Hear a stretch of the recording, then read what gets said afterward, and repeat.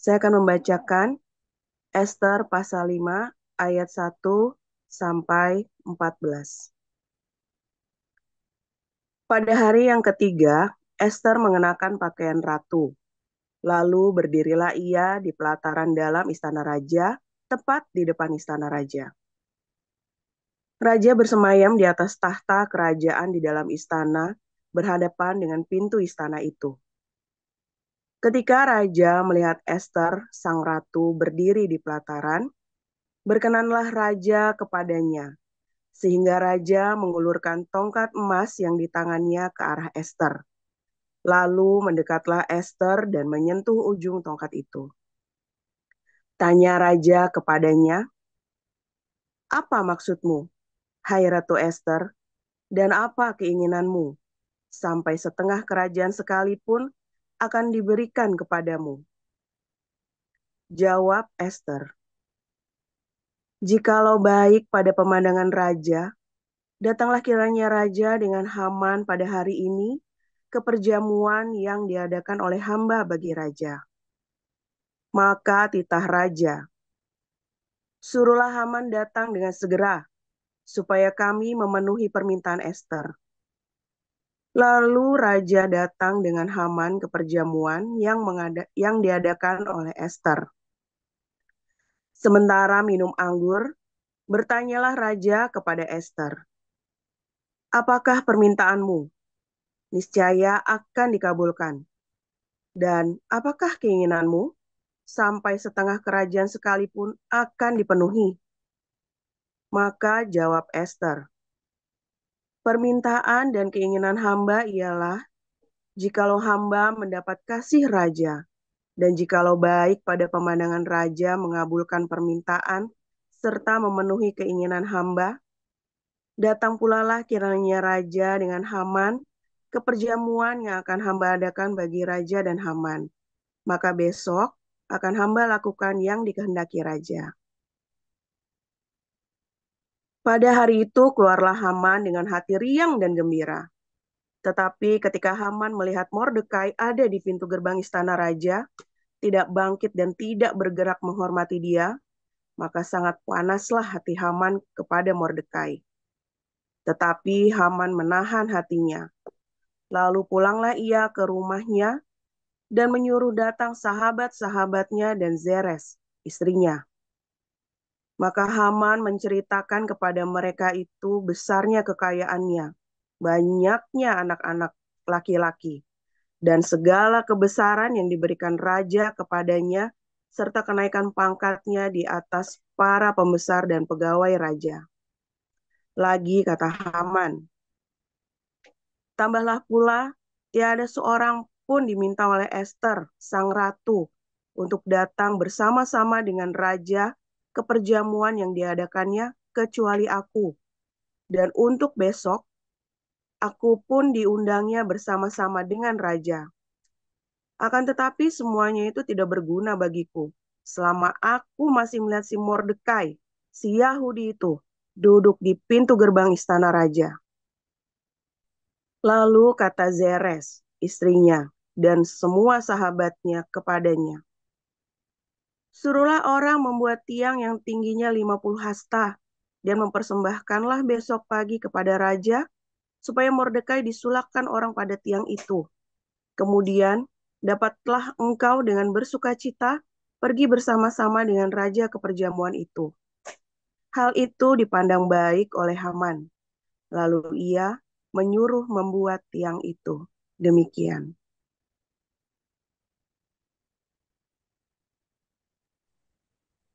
Silakan dilanjut Pak Murji. Wahyu 19. Kemudian daripada itu aku mendengar seperti suara yang nyaring dari himpunan besar orang yang di surga, katanya, "Haleluya, selamat, keselamatan dan kemuliaan dan kekuasaan adalah pada Allah kita. Sebab benar dan adil segala penghakimannya, karena ialah yang telah menghakimi pelacur besar itu, yang merusakkan bumi dengan pencabulannya, dan ialah yang telah membalaskan darah hamba-hambanya atas pelacur itu. Dan untuk kedua kalinya mereka berkata, Haleluya, ya asapnya naik sampai selama-lamanya. Dan ke-24 tua-tua dan keempat makhluk itu tersungkur dan menyembah Allah yang duduk di atas tahta itu. Dan mereka berkata, Amin, haleluya. Maka kedengaranlah suara itu dari tahta itu. Pujilah Allah kita, hai kamu semua hambanya. Kamu yang takut akan Dia, baik kecil maupun besar. Lalu aku mendengar seperti suara himpunan besar orang banyak, seperti desau air bah, dan seperti deru gurun yang hebat katanya. Haleluya, karena Tuhan Allah kita yang maha kuasa telah menjadi Raja. Marilah kita bersukacita dan bersorak-sorak dan memuliakan Dia, karena hari perkawinan anak domba telah tiba dan pengantinnya telah siap sedia. Dan kepadanya dikaruniakan supaya memakai kain lenan halus yang berkilau-kilau dan yang putih bersih. Lenan halus ya itu adalah perbuatan-perbuatan yang benar dari orang-orang kudus. Lalu ia berkata kepadaku, tuliskanlah, berbahagialah mereka yang diundang ke perjamuan kawin anak domba. Katanya lagi kepadaku, perkataan ini adalah benar, perkataan-perkataan dari Allah. Maka tersungkurlah aku di depan kakinya untuk menyembah Dia. Tetapi ia berkata kepadaku, janganlah berbuat demikian. Aku adalah hamba, sama dengan engkau dan saudara-saudaramu yang memiliki kesaksian Yesus. Sembahlah Allah, karena kesaksian Yesus adalah roh nubuat. Lalu aku melihat surga terbuka. Sesungguhnya ada seekor kuda putih, dan ia yang menungganginya bernama yang setia dan yang benar. Ia menghakimi dan berperang dengan adil. Dan matanya bagaikan nyala api, dan di atas kepalanya terdapat banyak mahkota, dan padanya ada tertulis suatu nama yang tidak diketahui seorang pun, kecuali ia sendiri. Dan ia memakai jubah yang telah dicelup dalam darah, dan namanya ialah Firman Allah. Dan semua pasukan yang di surga mengikuti Dia. Mereka menunggang kuda putih dan memakai lenan halus yang putih bersih. Dan dari mulutnya keluarlah sebilah pedang tajam yang akan memukul segala bangsa. Dan ia akan mengembalakan mereka dengan gada besi, dan ia akan memeras anggur dalam kilangan anggur, yaitu kegeraman murka Allah yang maha kuasa.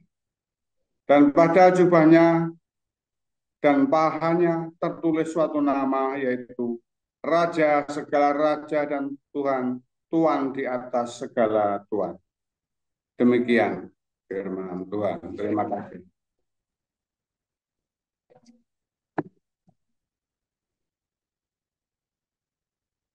Pak Murji, koreksi. Lalu aku melihat seorang malaikat berdiri di dalam matahari, dan ia berseru dengan suara nyaring kepada semua burung yang terbang di tengah langit.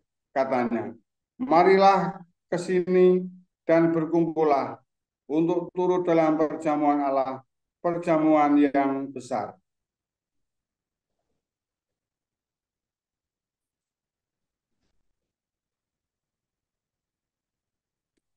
Supaya kamu makan daging semua raja, dan daging semua panglima, dan daging semua pahlawan, dan daging semua kuda, dan daging semua penunggangnya, dan daging semua orang, baik yang merdeka maupun hamba, baik yang kecil maupun yang besar. Dan aku melihat binatang itu dan raja-raja itu, dan raja-raja di bumi, serta tentara-tentara mereka telah berkumpul untuk melakukan peperangan melawan penunggang kuda itu dan tentaranya. Maka tertangkaplah binatang itu, dan bersama-sama dengan dia nabi palsu yang telah mengadakan tanda-tanda di depan matanya. Dan dengan demikian, ia menyesatkan mereka yang telah menerima tanda dari binatang itu dan yang telah menyembah patungnya. Keduanya dilemparkan hidup-hidup ke dalam lautan api dan menyala-nyala oleh belerang. Dan semua orang lain dibunuh dengan pedang yang keluar dari mulut penunggang kuda itu. Dan semua burung kenyang oleh daging mereka. Demikian bacaan firman Tuhan. Terima kasih, Bu.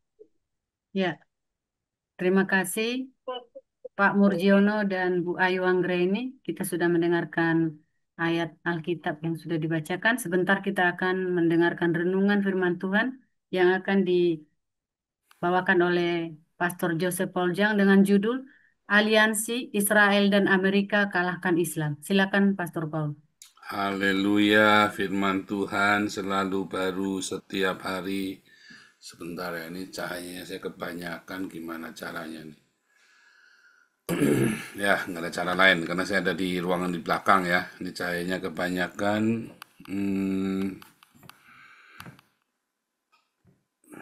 Oke, karena Pak DJ lagi nginep di rumah kita ya, senang sekali ada Pak DJ dan istri ya, bisa kumpul ketemu di sini ya. Dari Amerika Pak DJ ini yang stroke lalu bikinkan embun paginya kita itu loh saudara. Sebentar ya, ini terlalu ini ya, terlalu banyak ini ya, nggak bagus ya, kelewatan cahayanya, kelewatan. Sendiri kurang nyaman ya, Bu. Sebentar ya. Terlalu mengkilat Pak Pastor Paul. Iya nih, jadi kelihatan botak sayanya nih. Bentar, kayaknya ini lebih baik nih. Nah,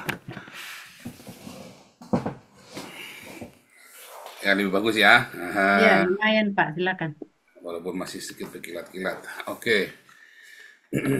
Nah, ya ini kita juga minta maaf selama ini kita suka terlambat membuka Zoom segala macam ya, karena selalu ada kendala ya.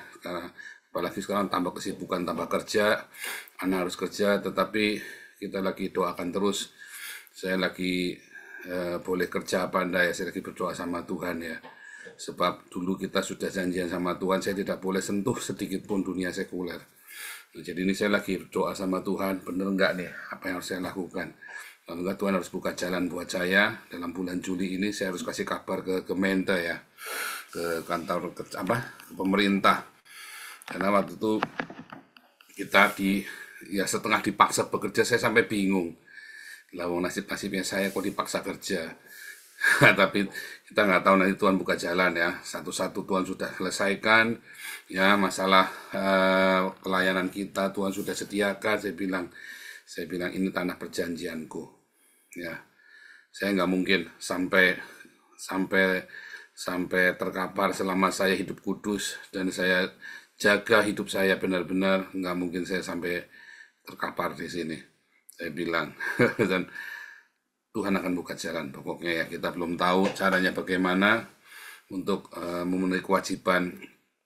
Nanti ada cara ya, karena kan di sini harus ada pensiun, harus ada pajak, kita bisa bayar, nggak masalah. Saudara, kita cicil pajaknya karena tiba-tiba gede, tapi itu nanti dikembalikan, kemungkinan akan dikembalikan. Masalah-masalah itu selalu ada masalah, saudara ya, di tanah perjanjian. Di tanah perjanjian itu akan ada masalah ya, tetapi selalu selesai. Mengapa? Ya karena itu tanah perjanjian. Ya, kalau ada masalah itu hanya cuman kagetan saja. Ya, tapi selalu selesai. Semua musuh-musuh Israel dikalahkan di tanah perjanjian. Nggak ada yang bisa sentuh selama kita hidup menurut Torah. Ya, menurut kasih ya, saudara ya. Jaga kekudusan, jaga tanah perjanjian, itu aman semuanya. Nah, tetapi kita nanti untuk Zoom kita sudah pasang di semua handphone kita alarm ya. Ini saya lagi cari passwordnya terus ya, supaya nanti Pak Iman bisa punya passwordnya Zoom. Karena passwordnya ini saya kalau tak riset nanti hilang semua nanti ya di handphone. Saya lagi cari cara nyari, katanya bisa ya dari iPad, cuman saya belum tahu cara buka passwordnya di iPad. Jadi nanti saya passwordnya kasih supaya paling nggak bisa dibuka dulu Zoom-nya ya. Jadi bisa bagi tugas dulu kalau dokter medsos sama kalau pas embun pagi ya saudara. Tapi luar biasa, tadi kita pelayanan ya makin makin ini ya, saudara ya, makin seru. Hampir semuanya bukan orang Indonesia ya, hampir semuanya bukan orang Indonesia, imigran semua ya.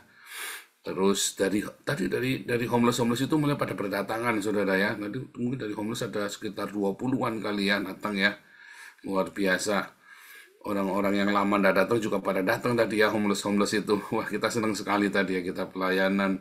Saya juga semangat ya tadi, kita semua melayani dengan semangat tadi. Nah, luar biasa sekali saudara ya, itu luar biasa sekali. Ketika orang-orang mengharapkan kita hancur di tanah perjanjian, tidak mempan saudara. Ya, nggak mempan. Di tanah perjanjian itu kamu itu seperti soko guru, seperti seperti pohon ara, saudara. Pohon ara itu pohon yang kuat sekali, saudara ya. Nggak bisa, itu pohon yang kuat sekali ya. Kamu seperti pohon zaitun yang teguh, saudara. Minyakmu itu begitu luar biasa. Dan di tanah perjanjian itu kamu seperti pohon anggur, ya. Kamu seperti pohon ara, kamu seperti pohon zaitun, kamu seperti pohon anggur. Nah, itu tanah perjanjian, ya. Saya khotbah tadi dalam bahasa Inggris ya, dan tadi sore. Cuma nanti kita mungkin bahas sedikit ya tentang tanah perjanjian. Di tanah perjanjian itu, saudara, ya, ada banyak sekali musuh-musuh yang ingin mencoba mengambil alih, membajak, saudara. Ya, kalau kemarin kita belajar selama beberapa bulan tentang Israel dan Hamas dari tahun 2023 ya, 7 November 2023 kita bicara terus ya, hampir tiap hari ya saudara ya, tentang Israel dan Hamas ini. Saudara, selama kita bicara itu ya, Hamas berusaha dengan segala macam cara, dia tipu seluruh dunia Islam ya kan, seluruh dunia Islam kan tertipu kan, untuk menghancurkan Israel. Tapi masalahnya sejak 1948 6773 dan sampai dengan detik hari ini, tidak ada satupun negara Islam yang bisa mengalahkan negara Israel. Ya, lalu banyak orang berkata, oh karena aliansi dengan Amerika, katanya para pengamat Indonesia. Oh bukan, saudara. Bukan karena Israel beraliansi dengan Amerika, dan itu pun perkataan yang salah. Sebab Amerika itu punyanya Israel. Amerika itu punya Israel, saudara ya, punya orang Yahudi. Makanya semua peraturannya itu ya adalah peraturan yang melarang antisemit. Ya, Amerika itu punya Yahudi, saudara ya. Kalau Israel bilang Amerika kudu nurut. Ya, karena udah kita bahas juga ya selama 1 minggu itu ya, New World Order. Jadi apakah aliansi Amerika dengan Israel mengalahkan Islam ini? Bukan. Israel, dia berdiri sendiri. Tapi Israel punya nama, ya, sang nama.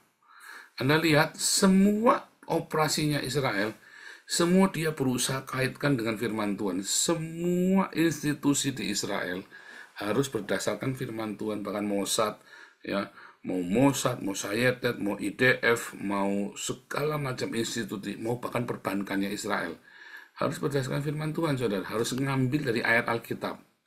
Kalau Indonesia kan semua organisasi, semua LSM, semua institusi harus berasaskan Pancasila, ya kan? Kalau di Indonesia kan begitu. Ya, benar ya. Tetapi kalau di Israel, semua institusi, semua LSM harus berasaskan firman Tuhan, saudara. Ajaib ya, saudara ya. Harus berasaskan firman Tuhan. Setiap institusi pijakannya, asasnya harus dari Torah. Anda mau bikin SD, harus pakai firman Tuhan. Anda mau bikin partai politik, harus dari Torah. Anda mau bikin bank, harus pakai pijakan firman Tuhan.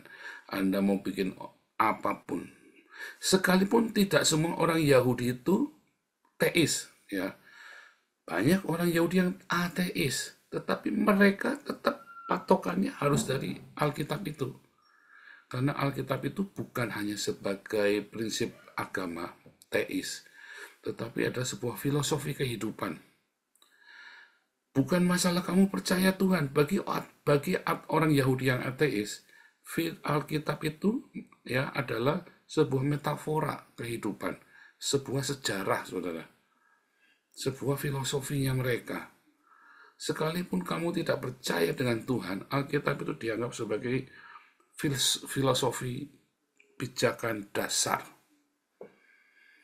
Ya, bayangin saudara, ini bangsa yang sangat tua. Ya, kamu mau cari bangsa apa yang setua ini, saudara? Di dunia ini bangsa yang setua ini ya, hanya Cina, ya, India, dan Israel, saudara. Kamu cari bangsa apa lagi yang setua ini? Amerika, oh itu bangsa muda, saudara, baru 300 tahun umurnya. Inggris, oh Inggris masih muda, saudara, umurnya. Ya, belum ada 1000 tahun, ya, apa 1000 tahun, sorry ya, belum 2000 tahun, sorry ya, belum 2000 tahun. Mungkin 1200, 1500 tahun. Ya, bangsa-bangsa Eropa itu bangsa baru semua. Yunani itu, saudara tahu Yunani? Yunani itu baru muncul 800 tahun sebelum Masehi, saudara ya. Bangsa Yunani itu ujuk-ujuk keluar aja tuh 800 tahun sebelum Masehi. Bangsa Roma itu 400 tahun sebelum Masehi. Ya, ujuk-ujuk aja muncul tuh. Orang-orang Prancis itu ya sekitar tahun 600-800 tahun sebelum Masehi. Tapi kalau Israel ya itu 4000 tahun sebelum Masehi, saudara, sudah ada. Kalau Anda mau tanya ya orang Cina, ya sama, itu tua, tapi lebih tua Israel. Ya, bangsa Cina itu sekitar 1500 tahun sebelum Masehi, tapi Israel lebih tua lagi, saudara. Ya. India juga tua ya, sekitar tahun 1000 sebelum Masehi.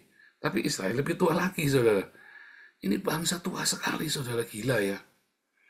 Ini bangsa tua sekali. Mesir, Mesir itu udah rubah, bukan orang Mesir. Orang yang tinggal di Mesir itu bukan orang Mesir lagi. Bahasanya juga udah bukan bahasa Mesir. Bahasanya udah bahasa Arab. Bahasanya udah, ya, agamanya juga Islam, saudara. Ya, agamanya juga Islam, bahasanya juga Arab. Orang Syria, bahasanya Arab, saudara. Orang Syria zaman dulu bahasanya pakai bahasa Aramaik. Ya. Malah bukan Aramaik lagi, bahasa Sumerian. Orang Syria sekarang Arab semua. Orang mana lagi, saudara, mau sebut? Orang Libya bahasanya Arab, saudara. Orang mana? Orang Irak bahasanya Arab. Iran sekarang itu bukan orang Persia, saudara ya. Orang Iran sekarang itu bukan asli Persia. Udah campur-campur. Ya dikawin silang sama orang-orang Arab. Makanya agamanya Islam. Budayanya juga udah bukan budaya asli Persia. Tapi kalau kamu tanya orang Yahudi, ya dari zamannya Abraham, Ishak, Yakub, sampai zamannya Musa, sampai dengan hari ini, itulah budayanya mereka, saudara. Ajaib kan? Indonesia, udah Arab sekarang. Assalamualaikum, saudara. Sampurasunnya diganti campur racun kan? Nah, bagaimana bangsa yang tua ini mengandalkan firman Tuhan setiap hari dalam hidupnya. Dia cari kebenaran dalam firman Tuhan untuk menjadi dasar ketika dia bergerak bekerja, saudara. Bagaimana dengan kita? Kamu tak pagi-pagi ini datang, embun pagi dengarkan firman Tuhan, kamu cari firman Tuhan. Ya, kamu cari dasar kebenaran firman Tuhan untuk kamu berbuat. Cari rema tiap hari, saudara, yang buat menginspirasi hidupmu. Makanya setiap setahun sekali kita bacain ayat-ayat ya, saudara ya. Apa yang menjadi rema buat tahun ini? Ya, apa yang menjadi rema? Ya, saudara, setiap tahun kamu cari ayat, saudara. Cari satu rema. Setiap hari kamu cari rema. Cari dasar firman Tuhan buat kamu bekerja hari ini. Simple ya, saudara ya. Sebentar, nanti saya akan ngomong. Ya masih. Setiap hari, saudara, kamu cari satu ayat pagi yang menjadi rema dalam hidupmu. Pak Mulia itu sering tanya ya, apa ayat mana yang jadi rema dalam hidupmu? Nah, itu ya, saudara ya, tanyain, saudara, ayat mana yang jadi rema hari ini buat kamu? Kamu cari rema tiap hari, saudara. Pegang. Israel mau ateis, mau yang teis, mau yang Yahudi ortodok, yang sekuler, mau yang apa, mereka tetap baca firman Tuhan. Mereka baca Alkitab, janganlah ngomong firman Tuhan. Mereka tetap baca ayat Alkitab, baca ayat di dalam Torah itu, saudara. Tetap baca mereka dalam Torah. Kalau Anda baca Hono Coroko, Doto Sowolo, oh, ada utusan, ya Doto Sowolo, datanglah utusan yang lain. Ya, Wodo Joyo Nyomoko Potongo, Anda bacanya itu, saudara. Filosofinya, ya kan? Oh, orang-orang Yahudi punya filosofinya dari Alkitab. Tiap hari dia bertindak. Apa yang jadi dasar dalam tindakanmu? Pancasila. Wah, Pancasilanya katanya Habib Rizik sudah di mana, sudah pantat gila katanya Habib Rizik. Ini karena sudah nggak ada Pancasila. Apa dasar hidupmu hari ini? Pancasila dasar negara kita. Nah, Pancasila dasar negara kita, Pancasilanya udah nggak ada di Indonesia. Jadi apa dasar hidupmu? Ya Alkitab, nggak ada lain. Kamu mau hidup hari ini, dasarnya apa kamu hidup? Apa dasar kamu mau hidup hari ini? Ya kan? Alkitab, saudara. Dasar saya hidup hari ini. Ya, karena manusia hidup bukan cuma dari roti saja, tapi dari rema. Dari rema, saudara. Saudara tahu syarat kamu bisa masuk tanah perjanjian, kamu nggak boleh mengeluh. Serius, saudara ya. Anda semua yang ada di dalam padang gurun hari ini. Padang gurun itu tempatnya kamu jatuh bangun, perang, ya, makan sedikit, roti sedikit, air sedikit, kepanasan, perang, deg-degan. Nah, itu padang gurun tuh. Ya, setiap hari deg-degan yang nggak perlu. Ya, kejar-kejar, debt collector. Nah, itu padang gurun tuh, saudara. Ya, kawin cerai, anak berantakan, keluarga, itu padang gurun. Nah, bagaimana kamu bisa masuk ke tanah perjanjianmu? Kamu hidup harus penuh cinta, mengasihi, mengampuni, memberkati, diakonia tiap hari, dan plus, nggak boleh ngeluh, nggak boleh sambat. Kalau kamu sambat tiap hari, kamu tetap akan terus di padang gurun. Percaya saya. Jangan ngarep kamu masuk tanah perjanjian. Ingat 40 tahun 2 juta orang Israel mati semua di padang gurun. Musa saja mati, saudara, di padang gurun. Nggak boleh masuk tanah perjanjian. Hanya orang yang mengucap syukur senantiasa yang boleh masuk tanah perjanjian. Ya, saudara ya. Nah, tetapi dasarmu apa? Rema. Tiap hari ya kamu makan mana, katanya Tuhan ya. Dari roti, mana. Tapi kamu harus hidup dari roti yang dari sorga, yaitu aku, kata Yesus. Roti yang dari sorga itu penting, saudara ya. Jadi rema kamu apa hari ini? Tiap hari kamu harus punya rema, saudara. Tiap hari kamu dengar firman Tuhan, 3 rakaat, ditinggal tidur. Tak, semuanya mati, sak mati ini dipanggil-panggil. Halo, halo, Pak Iwan, Pak Agung, panggil-panggil, saudara. Itu saya paling bete itu kalau dengar mau dimatiin itu loh, saudara. Kalau begitu nyalain, nah dimatiin itu loh, saudara. Dipanggil-panggil, disaut, denger-denger, pada diam semua. Waduh, saudara ya. Mending lah merdu, saudara. Gitu, saudara ya. Ada yang ngoroknya begitu ya. Saya sampai denger ya. Saya juga begitu. Cuma kan jangan dipamerin, saudara ya. Jangan dipamerin. Tapi paling penting kamu punya rema. Mana yang turun dari surga dan mana yang turun dari surga itu, ya, itu adalah Tuhan Yesus. Kamu harus punya rema. Tiap hari mana itu datang. Tiap hari kamu dengar firman, tapi nggak ada yang rema. Aduh, bahaya, saudara. Mana itu turun dari surga tiap hari buatmu. Tiap pagi, jam 4 pagi, mana turun dari surga. Tapi nggak ada satupun yang rema, saudara. Ya bahaya. Manusia hidup bukan dari roti saja, tapi dari rema. Kamu hidup hari ini karena rema. Nanti hidupmu selalu beruntung. Nah, iya, karena kamu selalu mengeluh soalnya. Ya kan? Tanah perjanjian itu sebuah rema loh, saudara. Bukan tempat 3 dimensi. Tanah perjanjian itu adalah kumpulan dari rema loh, saudara. Ya. Tanah perjanjian itu kemuliaan dari Rema. Hari ini nanti kita siang baca lagi ya, saya perdalam ya saudara ya. Nanti koinonia, nanti malam ya. Dan selalu kita kaitkan dengan kondisi akhir zaman Israel ya. Mengapa tanah perjanjian? Ya, itu kemuliaan dari Rema. Kalau kamu gagal, kelar hidupmu saudara. Kamu mati di padang gurun. Oh Tuhan tetap menyertai, jangan takut saudara. Iya, tapi kan kamu kasihan di padang gurun. Kayak papi saya mati papi saya bertobat, saudara terima Yesus. Papi saya mengasihi Tuhan. Tapi dia mati, dia nggak masuk tanah perjanjian. Mama saya masuk tanah perjanjian, dia lihat anaknya sukses semua. Mertua saya masuk tanah perjanjian, dia lihat anaknya baik semua. Tapi mertua laki-laki saya enggak. Nah, itu bedanya, saudara. Itulah tanah perjanjian. Kamu masuk tanah perjanjian enggak? Nanti Pak, 40 tahun lagi. Nah itu, sekarang. Sebetulnya kamu hanya perlu 2 minggu masuk tanah perjanjian. Kamu hanya perlu 2 minggu, saudara, masuk tanah perjanjian. Kamu nggak perlu 40 tahun. Ya, siapa di sini 40 tahun? Masih nunggu di padang gurun. Kasihan amat. Dia kalau masuk, keburu mati. Hanya perlu 2 minggu untuk masuk tanah perjanjian. Jarak dari Sinai masuk ke Yeriko itu cuma perlu 2 minggu jalan, saudara. Masalahnya ketika kamu lihat tanah perjanjian, kamu ngomel. Belai, saudara. Karena kamu nggak punya rema. Kamu tiap hari lihat mana di padang gurun. Kamu makan mana di padang gurun. Kamu tiap hari baca firman, kamu dengar firman, tapi nggak ada satupun yang rema. Belai, ya. Ayo cari rema. Nanti kita lanjutkan koinonia ya saudara. Kita cerita nih tentang padang gurun, tentang janji Abraham semua ya.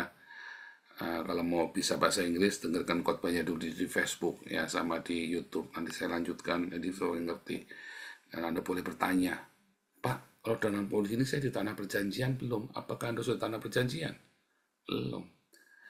Ya, apa terjadinya Pak? Ada kalanya orang di tanah perjanjian, tapi masih ada musuh datang. Oh masih saudara.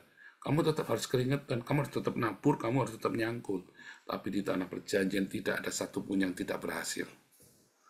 Kalau di padang gurun, semua serba sedikit. Di tanah perjanjian, kamu nanam pasti nuai. Kecuali Amalek datang menyerbu karena dosamu saudara. Kecuali Filistin datang menyerbu, kecuali Hamas datang menyerbu karena dosamu. Tapi kalau kamu hidup dalam kekudusan, kamu akan berkemenangan tiap hari di tanah perjanjian. Tuhan Yesus memberkati.